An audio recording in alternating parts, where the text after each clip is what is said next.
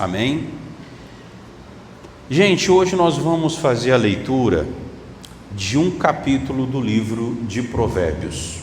É o capítulo 3. Nós vamos ler todo o capítulo 3 e aí eu vou fazer apenas 3 apontamentos. Eu vou comentar sobre 3 pontos dessa passagem, até porque não daria tempo da gente falar e explorar todo o capítulo 3 do livro de Provérbios. Então nós faremos apenas 3 apontamentos. Então abra sua Bíblia aí, por favor, no livro de Provérbios, capítulo 3, a partir do versículo 1. O título da mensagem é Conselhos para uma Vida Feliz. A direção de Deus para a gente ter uma vida feliz e abençoada. Provérbios, se você tiver a Bíblia, abra ela. Se você não tem, acompanhe aí com a nossa projeção. Provérbios, depois dos Salmos, capítulo 3, a partir do versículo 1.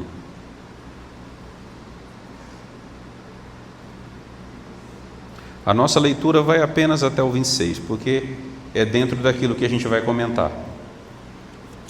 Diz assim: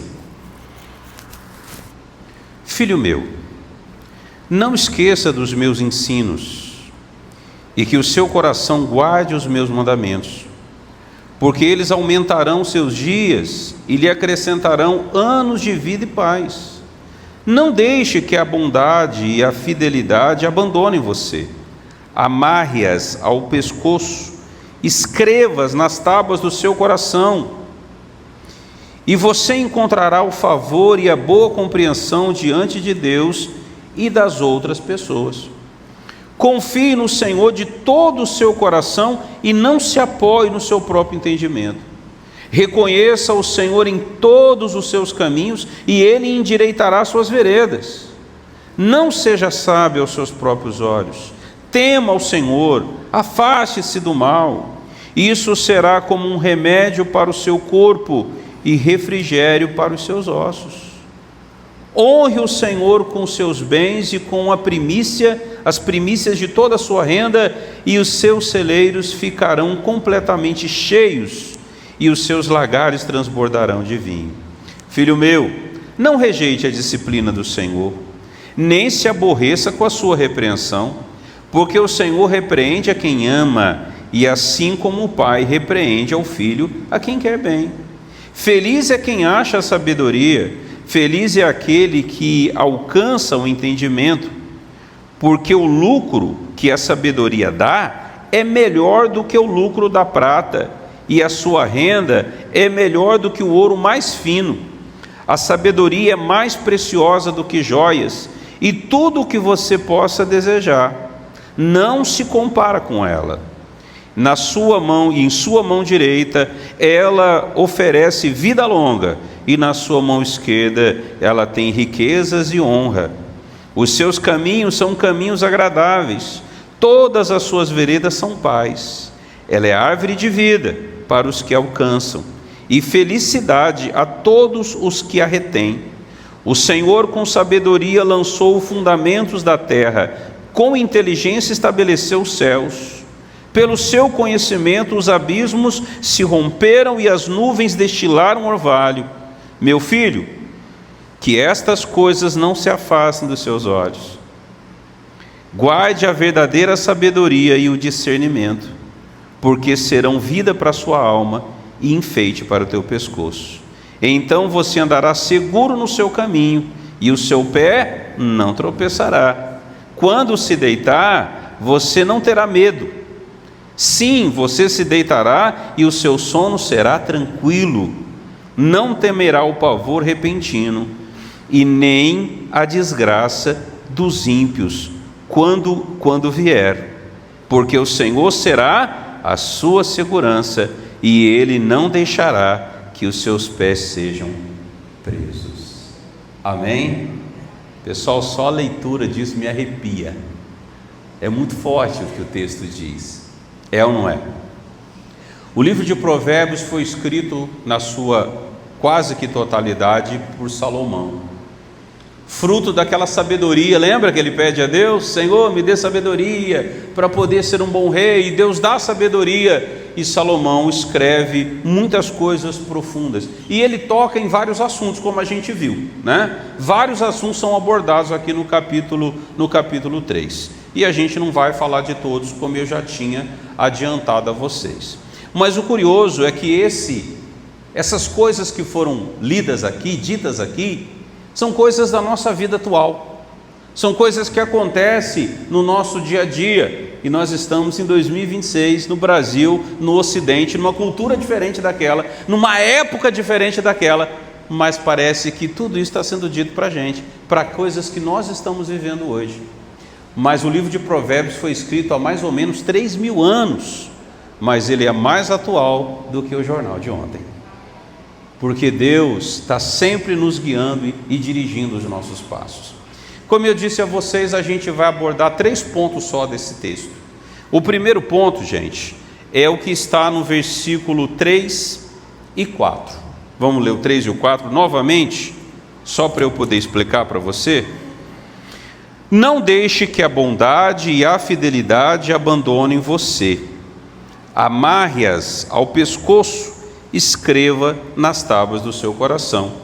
E você encontrará o favor e a boa compreensão diante de Deus e das outras pessoas. A gente percebe, pessoal, que esse texto, ele tem conselhos importantes. Nós vamos falar de 3 conselhos, já, ainda não. Mas o primeiro conselho fala sobre a maneira como nós nos relacionamos com Deus. E aponta no versículo de número 3, que a benignidade não deve nos abandonar. O que é ser benigno?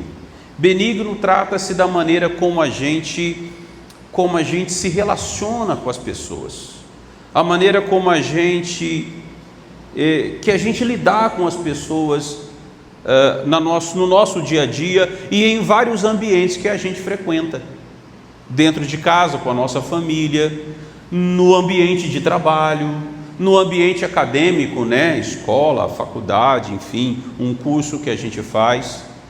E a gente deve ser sempre benigno. A benignidade aqui tem a ver com essa gentileza e com essa doçura com que a gente precisa tratar as pessoas, principalmente aquelas que são desagradáveis, porque tem gente chata pra caramba, não tem? Conhece alguém chato pra caramba? Quem conhece? Deixa eu ver, levanta a mão. Gente, eu não vou falar não, mas não quero semear contenda no meio de vocês, mas teve gente que fez assim, ó, apontou para o outro. Mas, brincadeiras à parte, tem gente complicada de se relacionar, amém? E ser benigno significa lidar com essas pessoas desagradáveis do jeito que Deus espera que nós, como homens e mulheres de Deus, façamos isso. E eu não vou dizer para você que é a coisa mais fácil do mundo, não é não, porque mesmo depois que a gente se converte, a nossa natureza humana continua lá, é ou não é?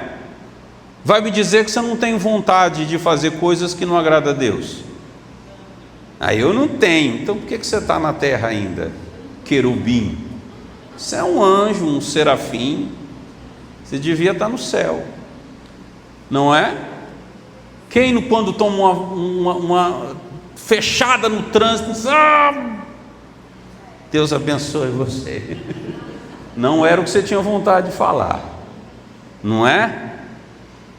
Quem tem vontade de pegar um pelo pescoço aí, deixa eu ver, pastor, uns 3 pelo menos, a lista é grande.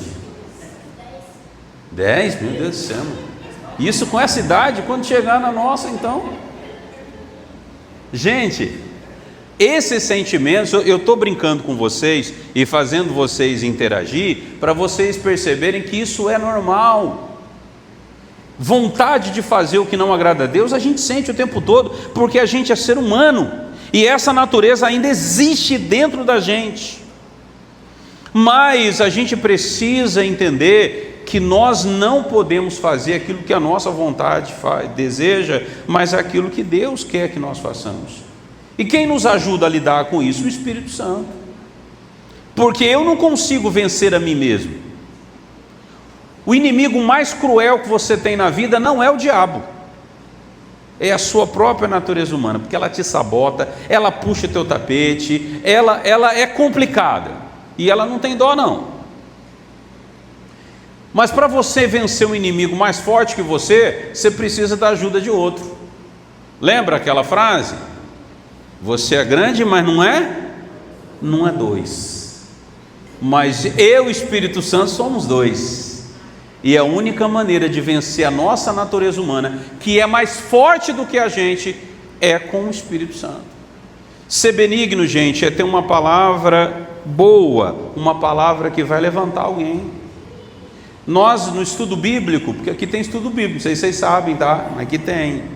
Todo dia das 8 horas até as 9, nós fazemos o estudo bíblico. E hoje no estudo bíblico, nós abordamos, não foi o assunto, né? Mas a gente esbarrou nessa questão das palavras. As palavras têm poder? A resposta é: depende. Nem sempre, mas algumas vezes ela tem. Ela tem poder, por exemplo, de destruir uma pessoa. Quando você ofende, quando você insulta, quando você maltrata uma pessoa, você machuca ela. Não fisicamente, mas emocionalmente. E Jesus fala sobre isso. Quando ele aborda os mandamentos, ele diz: vocês ouviram o que foi dito aos antigos: não matarás, eu porém vos digo, qualquer que insultar alguém é réu. Qualquer que ofender uma pessoa, em outras palavras, está matando ela também, é ou não é? Porque Jesus não está considerando a vida, pessoal, só biológica. Vida biológica é: o coração está batendo, a mente o cérebro está funcionando. Jesus considera a vida emocionalmente falando também. Tem gente que está vivo porque o coração bate, porque a mente funciona, mas emocionalmente ele está morto. Não sonha mais, não tem mais planos, está totalmente frustrada na vida, entregue à derrota. Às vezes uma pessoa que a vida toda foi ofendida, foi maltratada. Imagina, por exemplo, pessoas que ouviram dos seus próprios pais, as pessoas que deveriam dizer: você é bonito, você é inteligente, você é capaz. Talvez foi quem disse: você é feio, você é burro, ninguém vai querer casar com você, ninguém vai querer saber de você. E às vezes tem gente que ouviu isso dos próprios pais. Imagina como isso não impactou na vida dessa pessoa quando adulta. E tem muita gente por aí, pessoal, cheia de talentos e habilidades, e você diz assim: por que essa pessoa não vence? Por que essa pessoa não arrebenta na vida? Porque talento não é tudo. E às vezes essa pessoa é talentosa, mas é uma pessoa que tem uma autoestima lá embaixo. É uma pessoa talentosa, mas uma pessoa que não tem um pingo de autoconfiança. É uma pessoa talentosa, mas é uma pessoa que não acredita em si mesma, destruída pelas palavras de alguém. Mas não é porque isso pode ter acontecido com você que você vai replicar isso. Pelo contrário, você tem que fazer diferente. Eu vou ser fonte de bênção. As minhas palavras vão ser para abençoar as pessoas. Eu ouço gente ignorante dizer assim: eu falo na cara. Já viu gente dizer assim? Eu sou assim, eu falo o que eu penso. Não, você é uma égua, um cavalo. Você é uma pessoa desagradável. Isso não é sinceridade, não. Isso é falta de educação. A gente pode ser sincero com alguém de maneira dócil, de maneira sábia, de maneira inteligente. Eu posso chamar a atenção de alguém, apontar, fazer uma crítica construtiva e abençoar essa pessoa. Não preciso ofendê-la, maltratá-la para isso. Antes de, você em vez de falar o que pensa, você deveria pensar antes de falar. Que a benignidade não lhe abandone. Seja benigno, porque a benignidade de Deus não vai lhe abandonar, mas que você seja um praticante dessa benignidade, que você seja uma cópia de Cristo. E Jesus era assim. As pessoas queriam estar perto de Jesus. A presença de Jesus era uma presença agradável, e é assim que nós precisamos ser. Amém, gente? E no mesmo texto ele fala também sobre a fidelidade, que a benignidade e a fidelidade não lhe abandonem. Ser fiel a Deus é continuar, pessoal, confiante, crente e temente a Deus, mesmo quando as coisas desandam na vida. Porque dizer que crê em Deus e mostrar confiança, porque Deus é maravilhoso, porque Deus é bom, porque Deus é demais, quando as coisas dão certo para a gente, não precisa nem ser crente.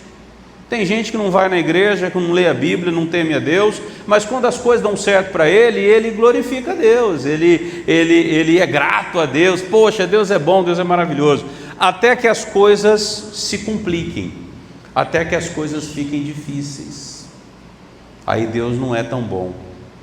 Já contei para vocês que em uma das igrejas que eu dirigi, uma senhora chegou no culto, ela estava tão radiante, feliz. Ela tinha uma clínica de estética e ela disse: pastor, deu tudo certo, essa semana foi especial, mas Deus é maravilhoso. Pastor, eu não dei conta de atender tanta gente que apareceu. Falei: Deus é bom, que bom, seja grato a Ele. Passou depois de alguns dias, essa mulher veio, pessoal, com uma tromba assim, sabe? Bicuda assim, chateada. Eu falei: irmã, o que foi? Estou vendo que a senhora está triste. Falei: eu não ia nem vir hoje. Eu vim porque o meu marido pegou no meu pé para eu vir. Mas por quê? Pastor, pelo amor de Deus, não apareceu ninguém.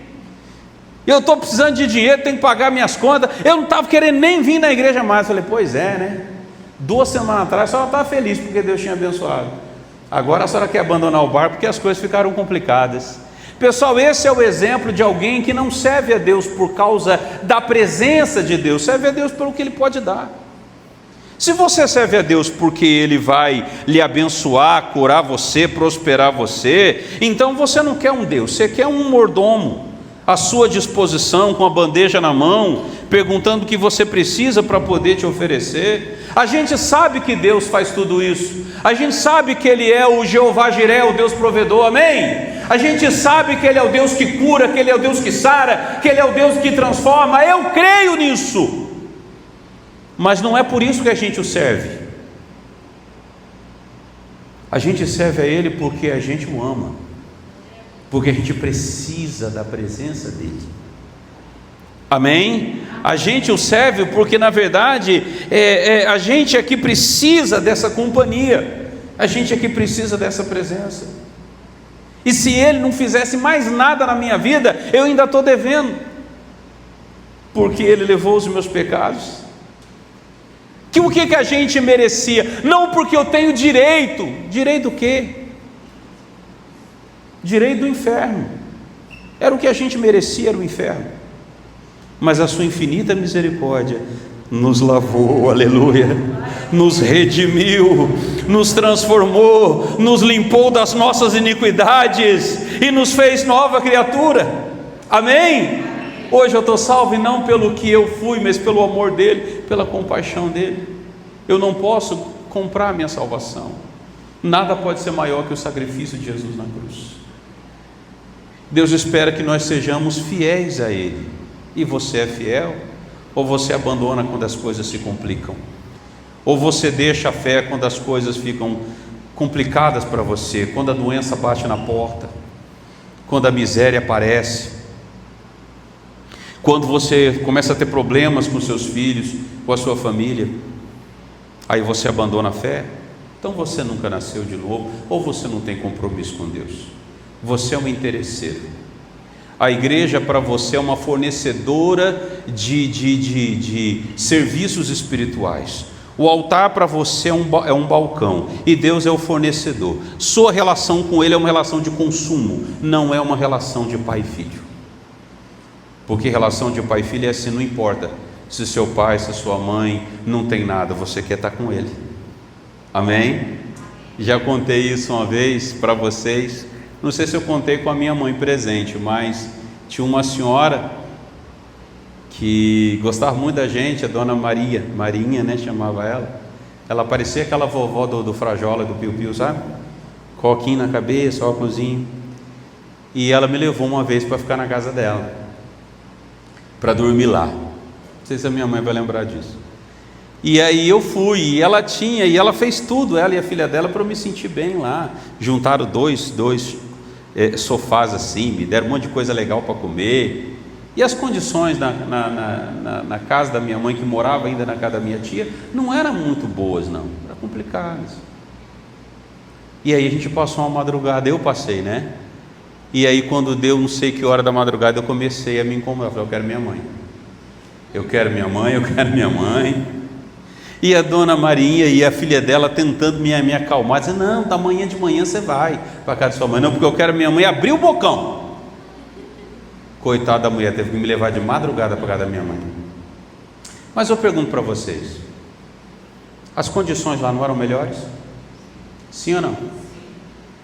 Não tinha o que eu queria comer, porque criança pobre só quer saber de comida, né?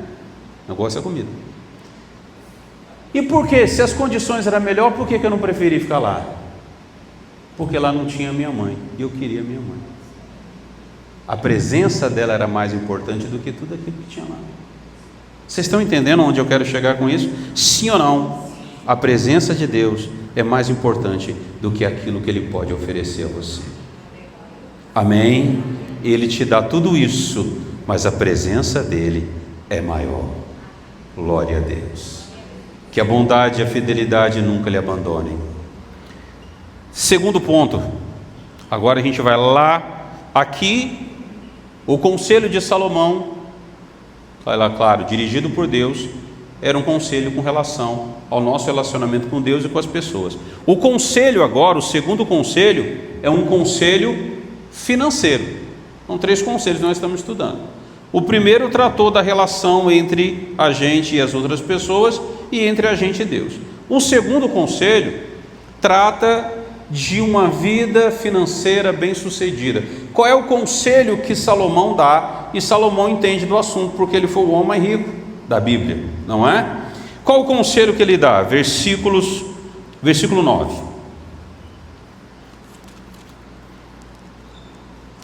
Honre o Senhor teu Deus com os teus bens e com a primícia de toda a sua renda, e ficarão cheios os teus celeiros. Os seus celeiros ficarão completamente cheios, e os seus lagares transbordarão de vinho. O segundo conselho, pessoal, mostra que Deus é o dono de tudo. Nós não temos nada para oferecer a Ele. As suas ofertas não pagam a Deus ou recompensam a Ele. Suas ofertas, elas ajudam a obra de Deus a ser feita, mas você é o maior beneficiário de tudo isso. Você é quem é beneficiado quando oferta. Mas aqui Salomão, pessoal, fala sobre a importância da contribuição. E ele aponta que ofertar a Deus é honrá-lo. Honra o Senhor teu Deus com os teus bens. Oferta é muito mais do que uma contribuição para pagar as contas que a igreja tem. Oferta é honra. E eu vou provar isso para você. Eu não vou usar o texto para a gente não gastar tempo com leitura, mas eu quero mostrar para você, por exemplo, que é um exemplo que eu já dei aqui várias vezes. Abel e Caim foram os primeiros a ofertar, sim ou não? Primeiro registro bíblico sobre oferta é lá de Gênesis, com Abel e Caim ofertando. Naquela época, já existia a igreja como nós conhecemos hoje? Tinha. Ela tinha despesa? Tinha aluguel para pagar? Água e luz? Não tinha nada disso. É ou não é? Então por que Deus pede oferta para Abel e Caim, se não tem igreja, se não tem despesa, se não tem conta? Porque a oferta não nasceu, pessoal, originalmente para isso. A oferta foi criada como uma demonstração de honra a Deus, uma oportunidade dada pelo próprio Deus aos homens de mostrarem o seu amor através da sua oferta, porque amor e fé são abstratos, eles precisam de um gesto para se expressar, e eu expresso o meu amor, biblicamente falando, através da minha oferta também. quando Abel recebe a notícia, como ele encara isso? Com prazer e alegria. E ele vai lá e escolhe a melhor ovelha. Pessoal, esse critério de que a ovelha não podia ser manca, que a ovelha não podia ser caolha, de que a ovelha não podia ter mancha, as ovelhas que eram ofertadas a Deus como sacrifício, foi só criada, essas regras só foram criadas lá com Moisés em Levítico. E por que Abel cumpre esse ritual e leva esses critérios a sério, sem mesmo esses critérios existirem? Porque não era por regra, porque ele sentia que para Deus tinha que se fazer o melhor, e ele escolhe a melhor ovelha, a mais bonita, a que não tinha manchas, a mais gordinha, e essa é que ele oferta a Deus. A Bíblia diz que Caim faz a sua oferta depois de alguns dias, diz o texto. Ao cabo de dias é que Caim resolveu fazer a sua oferta, e ele faz a sua oferta de qualquer jeito. E a Bíblia diz que Deus recebe a oferta, recebe Abel e a sua oferta, primeiro o ofertante, depois a oferta, e depois rejeita Caim e a sua oferta, mais uma vez, primeiro vem o ofertante, depois vem a oferta. Porque a oferta de Abel é aceita e a de Caim é rejeitada? Porque para Abel a oferta era uma oportunidade de mostrar quanto eu amo a Deus.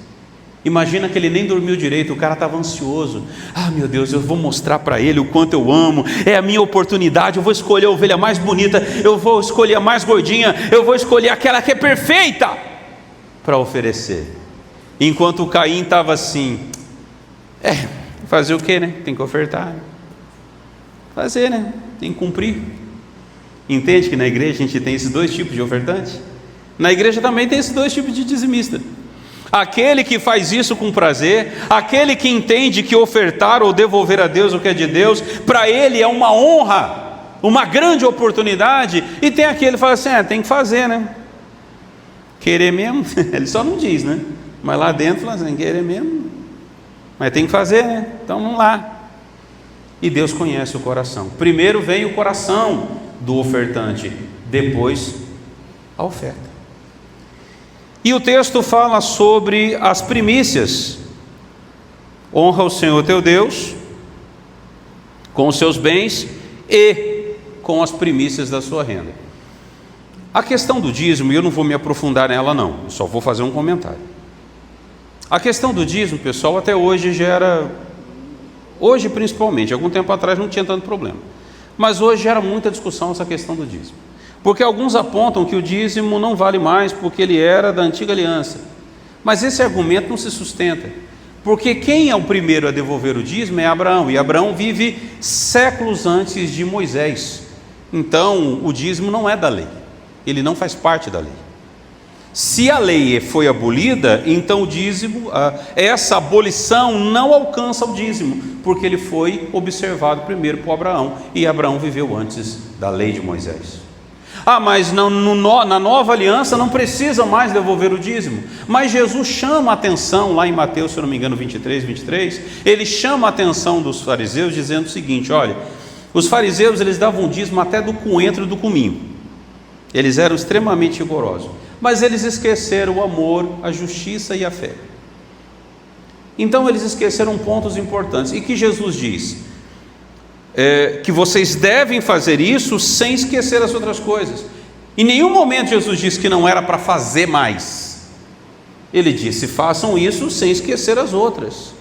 Então o dízimo não foi abolido. Agora, se você me perguntar, pastor, eu sou obrigado a dar o dízimo? Eu digo não. Você não é obrigado nem a ir para o céu se você não quiser. Se você quiser ir para o inferno, você está livre, está liberado para fazer isso.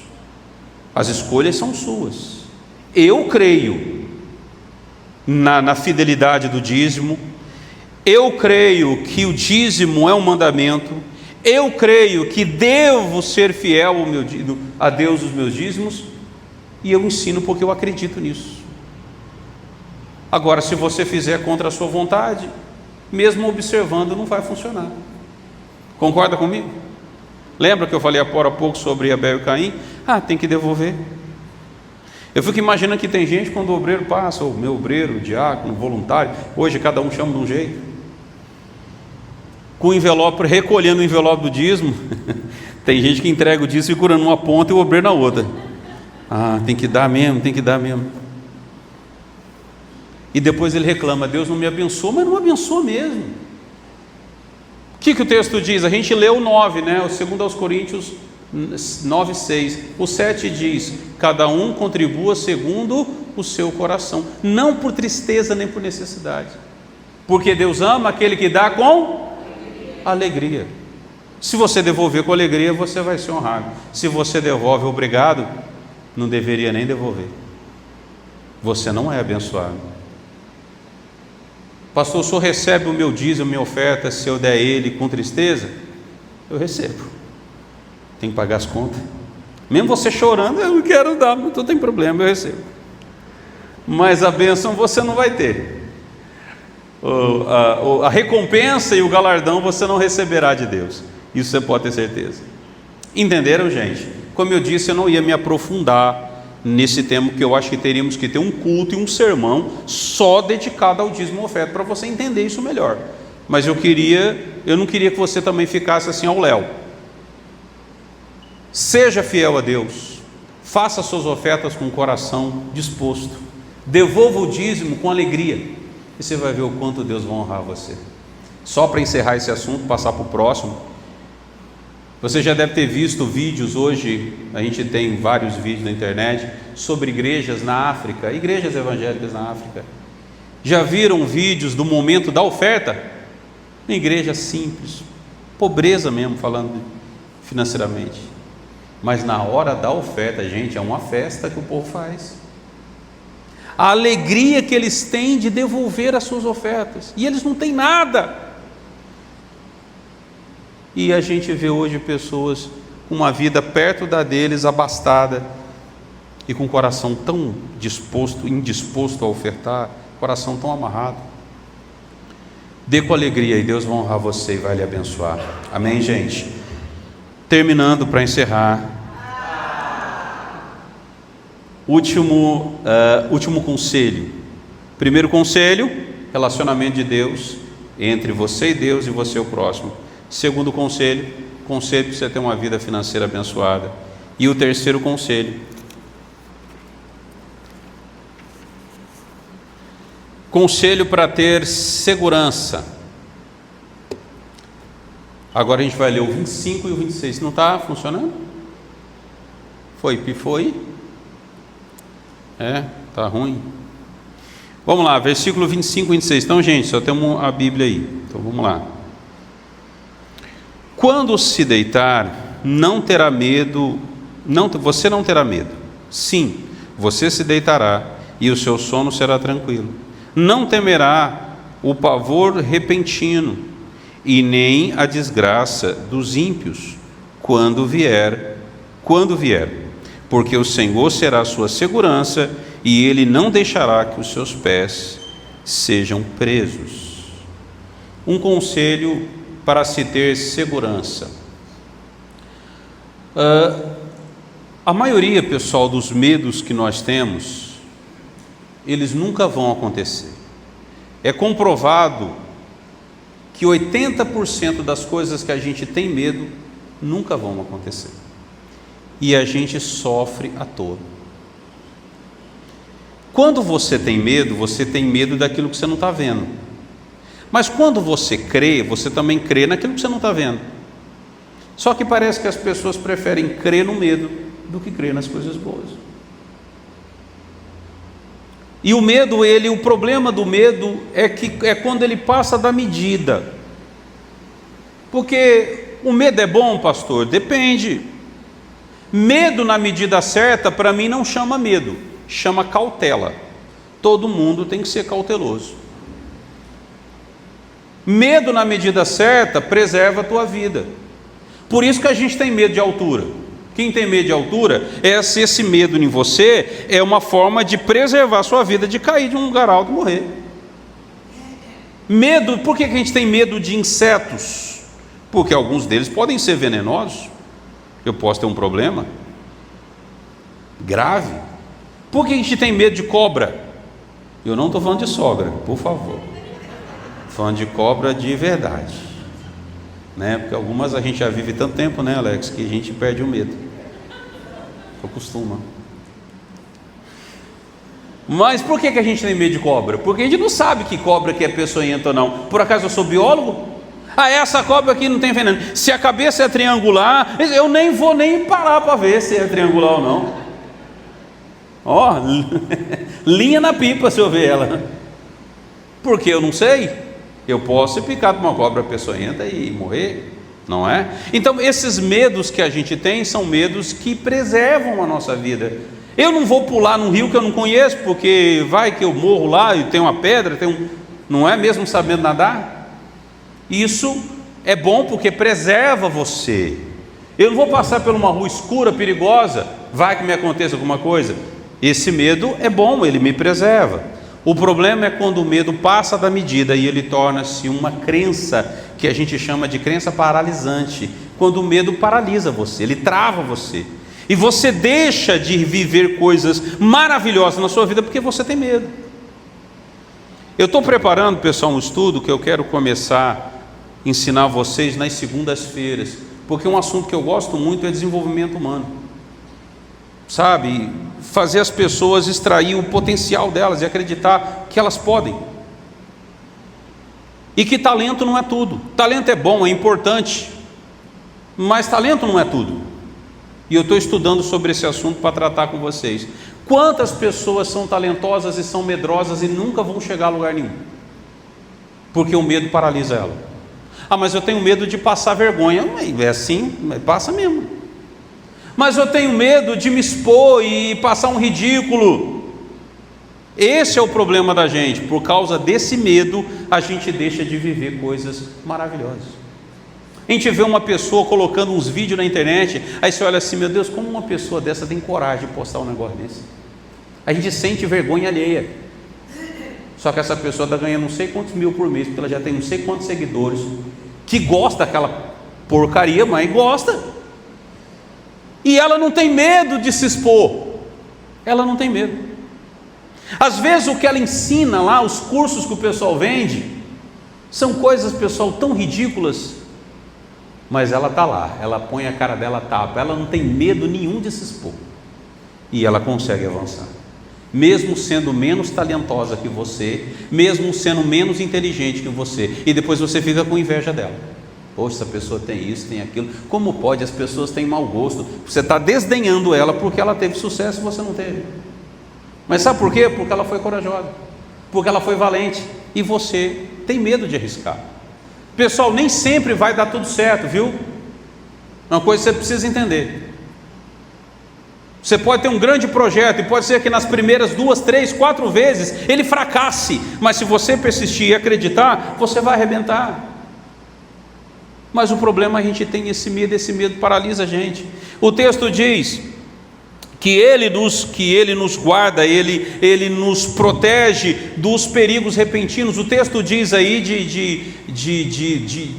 usa o noturno, né? Porque o noturno representa um momento em que eu não posso ver o perigo.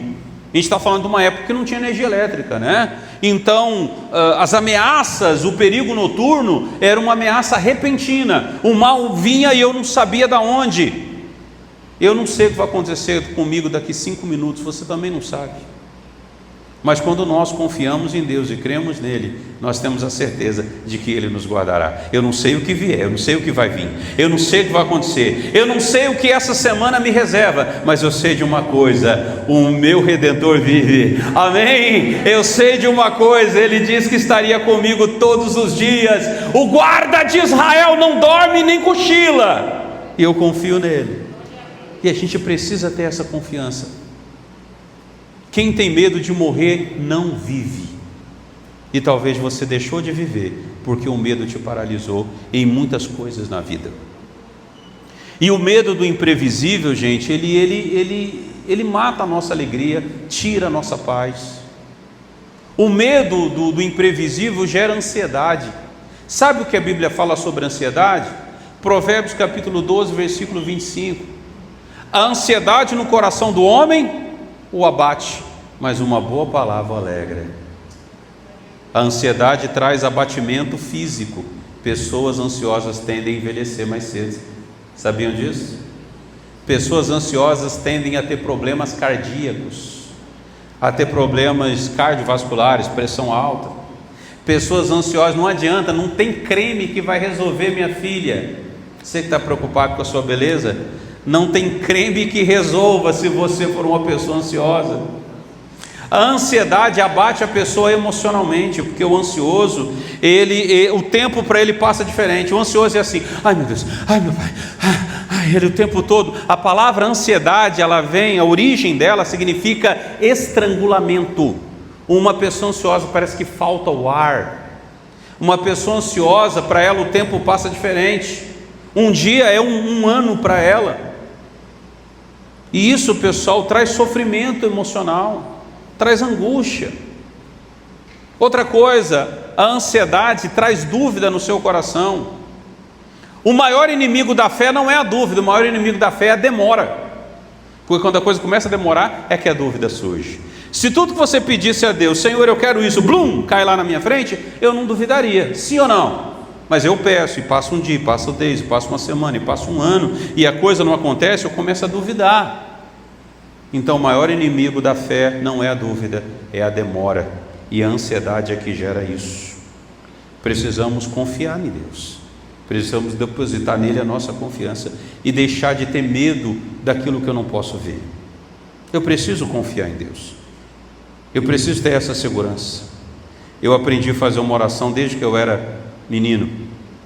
E às vezes que eu estava muito cansado, e eu não conseguia orar porque estava cansado, eu dizia: em paz me deitarei e dormirei tranquilo, porque Tu, Senhor, me faz habitar em segurança e dormir.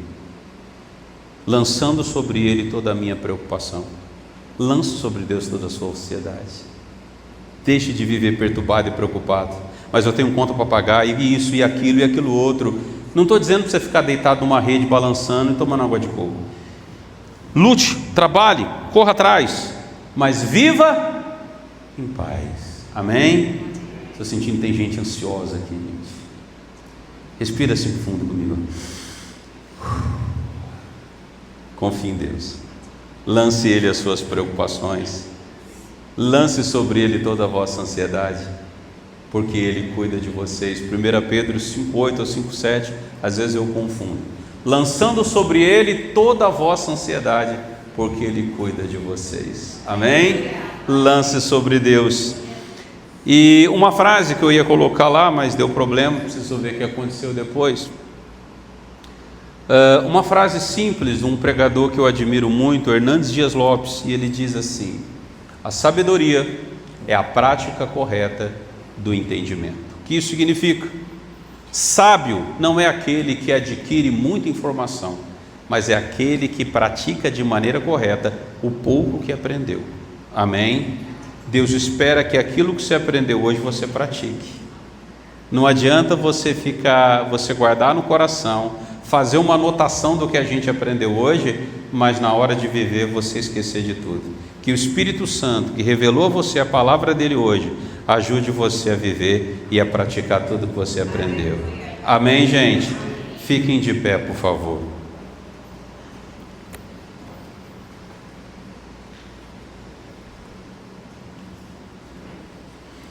Nós vamos fazer uma oração, em seguida a gente vai encerrar.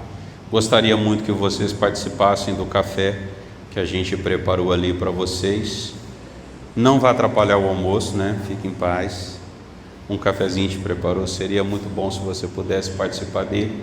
E aqueles que vieram hoje pela primeira vez, eu gostaria de anotar, se você me permitir, o seu telefone, porque nós temos aqui, nós mandamos todo dia uma mensagem chamada Reflita. Quem recebe o Reflita aí todo dia? Legal. O Reflita é uma mensagem que eu envio todos os dias, uma mensagem curta, objetiva, para abençoar o seu dia.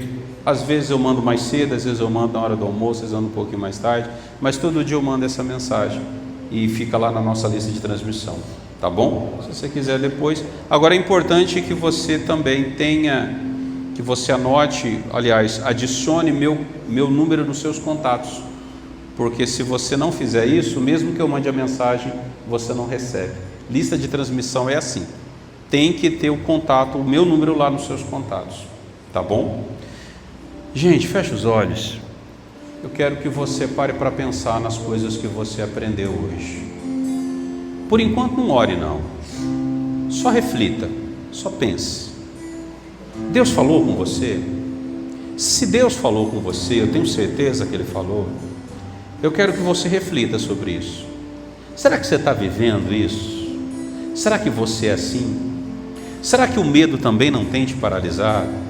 Será que a ansiedade não tem roubado sua paz e o teu sossego? Será que você não tem sido como aquele crente interesseiro que quando está tudo bem você glorifica, mas quando está tudo mal você murmura, você reclama? Pare para refletir sobre tudo que você aprendeu. O Espírito Santo espera que você se posicione, que a partir de hoje você mude o seu comportamento, que a partir de hoje você alinhe-se com a palavra de Deus. Senhor nosso Deus e Pai, em nome de Jesus, te agradecemos pela palavra que recebemos hoje. Eu tenho certeza que o Senhor falou ao coração de cada um deles e trouxe paz, e trouxe consolo, direção e luz. Espírito Santo, ajude essa pessoa a viver o que ela aprendeu. Espírito Santo, ajude ela a praticar o que ela aprendeu. Que talvez o maior desafio não é aprender, o maior desafio é viver, o maior desafio é praticar. Pai, em nome de Jesus, fale com ele e tome uma posição diante dele agora.